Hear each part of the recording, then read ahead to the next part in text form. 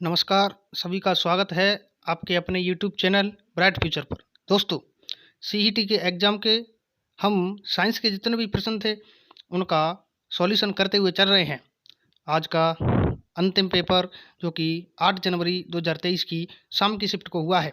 दोस्तों, इस second shift में जितने भी साइंस के प्रश्न पूछे गए हैं, उन सब का आंसर सटीक एवं प्रामाणिकता के साथ में आपको हम बताते चल रहे हैं। तो देखिए दोस्तों, आज की शिफ्ट में जितने भी प्रश्न पूछे गए हैं साइंस के, उनके आंसर क्या हैं। पहला एक प्रश्न पूछा गया आपको कि एलिफेंटिएसिस किसके कारण होता है। एलिफेंटिएसिस ये जो रोग है, जिसको अपन हाथी पांव रोग भी कहते हैं, इसी को अपन फील पांव रोग भी कहते हैं, जिसके कारण हाथी जैसा पैर हो जाता है। दोस्तों, ये हुआ है, ये जो रोग होता है, ये एक फाइलेरिया कृमि के द्वारा होता है, जिसे अपन बाउचेरिया ब्रैंकोप्टाई कहते हैं।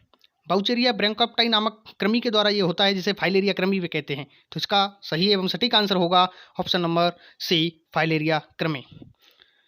नेक्स्ट प्रश्न है आपका कि विक्रम एस क्या है। विक्रम एस ये दोस्तों विक्रम जो डॉक्टर विक्रम साराभाई जी हुए हैं, उनके नाम पर एक भारत के द्वारा बनाया गया एक रॉकेट है। विद्यार्थियों, इस प्रश्न का जो सही आंसर होगा वो होगा ऑप्शन नंबर ए कि भारत का प्रथम निजी निर्मित रॉकेट, जो कि डॉक्टर विक्रम साराभाई के नाम पर बनाया गया। चलिए, नेक्स्ट प्रश्न है आपका कि कपास के बीजों से प्राप्त जो कपास रेशा है वो क्या है। अर्थात कपास का जो रेशा होता है उसे क्या कहते हैं, अर्थात उसे कहते हैं अपन पॉलीसेकेराइड। बताओ क्या होता है, ये एक पॉलीसेकेराइड है। तो इसका सही एवं सटीक आंसर हो जाएगा ऑप्शन नंबर बी। नेक्स्ट प्रश्न है आपका कि निम्नलिखित में से कौन सा एक रासायनिक परिवर्तन का उदाहरण है। दोस्तों, पिछली शिफ्ट में जो प्रश्न पूछा गया था वो भौतिक परिवर्तन से संबंधित था। आज जो प्रश्न पूछा गया है वो है रासायनिक परिवर्तन से संबंधित। निम्न में से कौन सा एक रासायनिक परिवर्तन का उदाहरण है। तो देखिए, प्रिज्म से गुजरने पर सफेद प्रकाश का 7 रंगों के प्रकाश में विक्षेपित होना, क्या ये रासायनिक परिवर्तन है? नहीं, ये तो भौतिक परिवर्तन है। क्यों? क्योंकि प्रिज्म के माध्यम से जब ये 7 रंगों की पट्टी बन जाती है, वो एक रंग की पट्टी में भी बाद में बदल जा सकती है। लेकिन ध्यान से सुनना, नमक का पानी में घुलना, ये भी क्या है, भौतिक परिवर्तन है।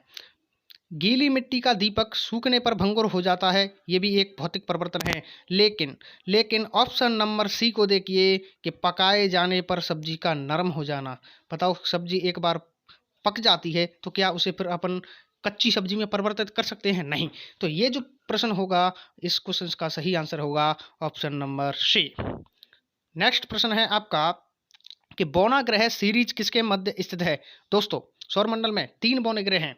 कौन कौन से? एक तो प्लूटो है, एक एरीज है और एक है आपका सीरीज। और ये सीरीज जो बौना ग्रह है वो होता है बृहस्पति और मंगल ग्रह के मध्य में। बताओ कौन सा होता है? ऑप्शन नंबर डी इस प्रश्न का सही एवं सटीक आंसर होगा।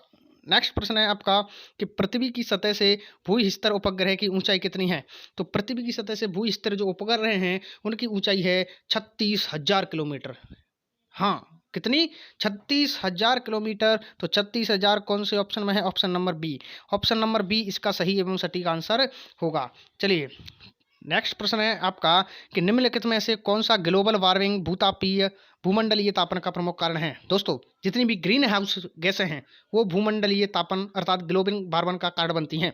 तो आपने पढ़ा होगा कि जलवाष्प, एक तो जलवाष्प होती है, एक कार्बन डाइऑक्साइड होती है, एक आपकी नाइट्रस ऑक्साइड होती है, एक आपका जल होता है। बताओ क्या होता है? जलवाष्प ही जल है। तो देखते हैं कौन कौन सी है। क्या ऑक्सीजन और नाइट्रोजन होगी? क्या नहीं। तो ऑप्शन ए और बी तो यूं ही कट गए। तो ऑप्शन आपका सी, आई आर किरणों का CO2 और H2O। बताओ, एक है यूवी किरणों का CO2 और H2O। बताओ ये क्या है? तो इसमें होता है IR। अतः IR किरणों को कहते हैं अवरक्त किरण। बताओ कौन सी किरण कहते हैं? अवरक्त किरण। तो इसका सही एवं सटीक आंसर हो जाएगा ऑप्शन नंबर सी। नेक्स्ट प्रश्न है आपका कि आर्टिफिशियल रेनिंग अर्थात कृत्रिम जो वर्षा होती है, क्लाउड सीडिंग के लिए सबसे अधिक इस्तेमाल किया जाने वाला जो रसायन है वो कौन सा है। तो इसका सही एवं सटीक आंसर होगा वो होता है AgI अर्थात सिल्वर आयोडाइड। तो इसका सही एवं सटीक आंसर होगा ऑप्शन नंबर सी। नेक्स्ट प्रश्न है आपका कि निम्नलिखित में से कौन सा लॉरिक एसिड होता, किसमें लॉरिक एसिड होता है जिसका उपयोग हम कुछ संक्रमण इलाजों के लिए करते हैं, अर्थात मॉइस्चराइजिंग क्रीम के निर्माण में भी करते हैं, अर्थात वो है आपका नारियल का तेल। बताओ ऐसा कौन सा तेल है? नारियल का तेल है जिसके अंदर कौन सा एसिड पाया जाता है?